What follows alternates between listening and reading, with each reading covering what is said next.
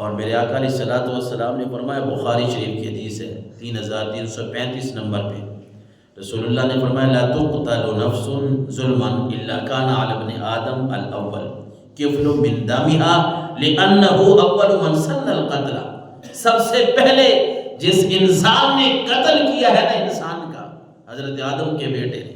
چھٹے پارے میں آپ کو 8ویں رکوع میں یہ بات ملتی ہے، حابیل اور قابیل کا جو واقعہ ہے۔ حضرت آدم کے 2 بیٹے ہیں، ایک حابیل اور ایک قابیل ہے، جس میں قاف ہے نا وہ قاتل ہے، قتل کرنے والا۔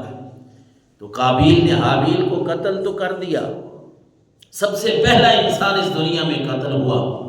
پھر وہ اللہ تبارک و تعالیٰ نے اس واقعے کو بھی بیان فرمایا کہ بھائی کی لاش کو لے کے سوۃ اخی کیسے چھپاؤں، پھر رہا ہے۔ وہ غراب، وہ کوے کا جو واقعہ ہے وہ کہانیوں میں ہمارے بچوں کو پڑھایا جاتا ہے، وہ سچ ہے، قرآن میں لکھا ہے کہ پھر ایک کوا اس کے سامنے وہ زمین کھرید رہا ہے، دوسرے کوے کو رکھتا ہے، اوپر مٹی ڈالتا ہے، اس نے اپنے بھائی کو اسی طرح دبا دیا۔ اچھا قتل تو ہو گیا، لیکن اس قتل کا گناہ کتنا ہے؟ اللہ کے نبی صلی اللہ علیہ وسلم نے فرمایا کسی جگہ پہ بھی جب بھی کوئی بندہ ناحق قتل ہوتا ہے نا، ناحق، اب بھی قاتل کو جتنا گناہ ملتا ہے نا آج کے قاتل کو، وہ پہلا قاتل جو حضرت آدم کا بیٹا قابیل، اتنا گناہ رب اس کو بھی عطا فرماتا ہے۔ اللہ اکبر۔ یہ ہے کہ برے کام کا نتیجہ کیسے برا نکلتا ہے۔ دنیا میں تو بندہ ذلیل و رسوا ہو ہی جاتا ہے، آخرت میں بھی اللہ کے نبی صلی اللہ علیہ وسلم نے فرمایا برے کاموں کا نتیجہ رکتا نہیں ہے، یہ آگے بڑھتا جاتا ہے، بندہ مزید پھنستا جاتا ہے۔ ظاہر ہے آپ حساب لگائیں، کوئی پوری دنیا کی اگر بات کریں اور ناحق قتل جو ہوتے ہیں وہ تو سینکڑوں ہزاروں میں ہوں گے، بندہ ایک قتل اگر کر دے اس کا کتنا گناہ ہے، اور جس نے اس کو ایجاد کیا اس کو پھر کتنا گناہ مل رہا ہوگا۔ اللہ اکبر۔ کبھی حیا جو ہے نا وہ مسلمانوں کا زیور تھا، مسلمان بڑے ایک دوسرے کا شرم و حیا کرتے تھے۔ رسول اللہ صلی اللہ علیہ وسلم نے فرمایا الحیاء شعبۃ من الایمان، حیا جو ہے یہ ایمان کا ایک شعبہ ہے، شعبۃ من الایمان۔ یہ شرم و حیا، بے حیائی کرنا، برائیوں کی طرف جانا، یہ مسلمانوں کا شیوہ تو نہیں ہے۔ مسلمانوں کا زیور کیا ہے؟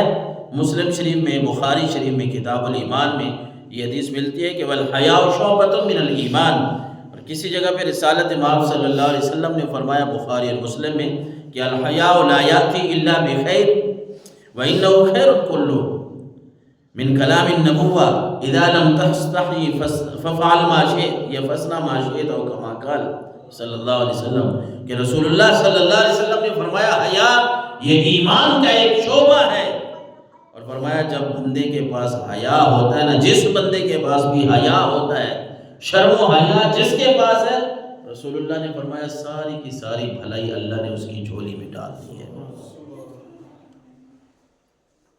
جس کے پاس حیا ہے رسول اللہ نے فرمایا ساری بھلائیاں اس کے پاس ہیں، اور جب حیا نہ ہو تو پھر حضور سرور کونین صلی اللہ علیہ وسلم نے فرمایا جب حیا چلا جائے تو پھر آپ صلی اللہ علیہ وسلم نے فرمایا اذا لم تستحی فاصنع ما شئت ففعل ما شئت، او کما قال صلی اللہ علیہ وسلم۔ حضور نے فرمایا جب بندے کا حیا چلا جائے پھر یاد رکھو جو مرضی ہے وہ کرتا رہے، پھر اللہ اور اس کے رسول کو اس کی ضرورت نہیں ہے۔ جب حیا چلا جاتا ہے پھر بندہ بہت سارے برے کاموں میں ملوث ہو جاتا ہے، بہت سارے برے کاموں میں کی طرف اس کا رجحان ہو جاتا ہے، پھر بندہ کوئی کام نہیں چھوڑتا۔ اس طرح سورہ لقمان کی آیت نمبر 6 اور 7 میں اللہ تبارک و تعالی نے فرمایا وَمِنَ النَّاسِ مَن يَشْتَرِي لَهْوَ الْحَدِيثِ لِيُضِلَّ عَن سَبِيلِ اللَّهِ بِغَيْرِ عِلْمٍ وَيَتَّخِذَهَا هُزُوًا أُولَٰئِكَ لَهُمْ عَذَابٌ مُهِينٌ۔ رب نے فرمایا اور وہ لوگوں میں سے کچھ ایسے بھی ہیں جو کھیل کود کو خریدتے ہیں، بے حیائی کو خریدتے ہیں، کیوں؟ لِيُضِلَّ عَن سَبِيلِ اللَّهِ بِغَيْرِ عِلْمٍ، اللہ کے راستے سے لوگوں کو ہٹانے کے لیے۔ ہمارے معاشرے میں بھی ہیں ایسے ایسے کام اور ایسے ایسے کھیل کود آ گئے، بھائی اللہ کے راستے سے ہٹانے والی یہی بات ہے کہ نماز کا پتہ ہی نہ، نماز کا ٹائم ہے، اذانیں ہو رہی ہیں، ہم نے وہ کھیل کود بند نہیں کرنا۔ نماز کا ٹائم ہے، ہمیں اللہ کی طرف سے بلایا جا رہا ہے، اللہ کا بلاوا آ رہا ہے، اس کی ہمیں کوئی فکر نہیں، ہم اپنے کام میں لگے، اپنے لہو و لعب کے کاموں میں لگے۔ تو اللہ نے قرآن مجید میں سورہ لقمان میں فرمایا من الناس من یشتری لہو الحدیث لیضل عن سبیل اللہ بغیر علم۔ اے نبی، ایسے لوگ بھی ہیں جو اس لہو و لعب کو، یہ برائی کے کاموں کو اس لیے وہ خرید لیتے ہیں، اس لیے یہ کام کر رہے ہوتے ہیں کہ لوگوں کو اللہ کے راستے سے ہٹانا ہے۔ وَيَتَّخِذْهَا هُزُوًا، اور اللہ کے کاموں کا مذاق اڑاتے ہیں۔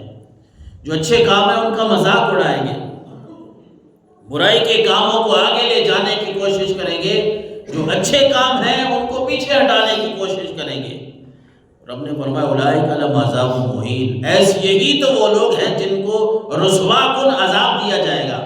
اللہ کی طرف سے ایسے لوگوں کو ایسا عذاب دیا جائے گا کہ سارے لوگوں کے سامنے یہ ذلیل و رسوا ہوں گے۔ اور فرمایا وَإِذَا تُتْلَىٰ عَلَيْهِ آيَاتُنَا وَلَّىٰ مُسْتَكْبِرًا كَأَن لَّمْ يَسْمَعْهَا كَأَنَّ فِي أُذُنَيْهِ وَقْرًا۔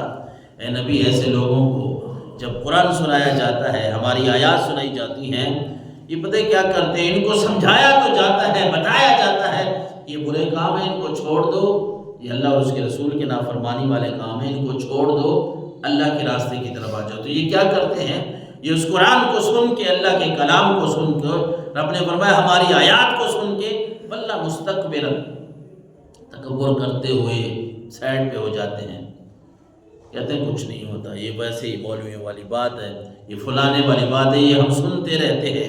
اس طرح کے جملے بول کے وہ اپنے آپ کو پھیر لیتے ہیں۔ کَأَن لَّمْ يَسْمَعْهَا كَأَنَّ فِي أُذُنَيْهِ وَقْرًا، گویا کہ انہوں نے کوئی بات سنی ہی نہیں ہے، ان کے کانوں میں تو کوئی میل جمی ہوئی ہے، ان کے کانوں میں کوئی بوجھ ہے، انہوں نے کوئی بات سنی ہی نہیں ہے، اللہ رسول کی کوئی بات ان کے کانوں میں آئی ہی نہیں ہے۔ یہ اس طرح کا سامنے سے ایکشن مارتے ہیں، ایکشن کرتے ہیں، انہیں پتہ ہوتا ہے کہ ہمیں کچھ نہیں، بس یہ فلاں کی بات ہے، فلاں کی بات ہے۔ لیکن اللہ نے کیا فرمایا، رب نے فرمایا فَبَشِّرْهُ بِعَذَابٍ أَلِيمٍ، اے نبی ایسے لوگوں کو دردناک عذاب کی خوشخبری دے دے۔ وَيَتَّخِذَهَا هُزُوًا، میری باتوں کا مذاق اڑاتے ہیں۔ رب نے جواب بھی اسی انداز میں دیا، فرمایا فَبَشِّرْهُ بِعَذَابٍ أَلِيمٍ، اے نبی ان لوگوں کو دردناک عذاب کی خوشخبری سنا دے۔ خوشخبری تو اچھے کاموں کی ہوتی ہے، کیونکہ یہ لوگ اللہ کی آیات کا مذاق اڑاتے ہیں۔ رب نے فرمایا نبی ان کو دردناک عذاب کے بارے میں بتا دے نہیں، بلکہ فرمایا ان کو خوشخبری سنا دیں، ان کو دردناک عذاب ملے گا۔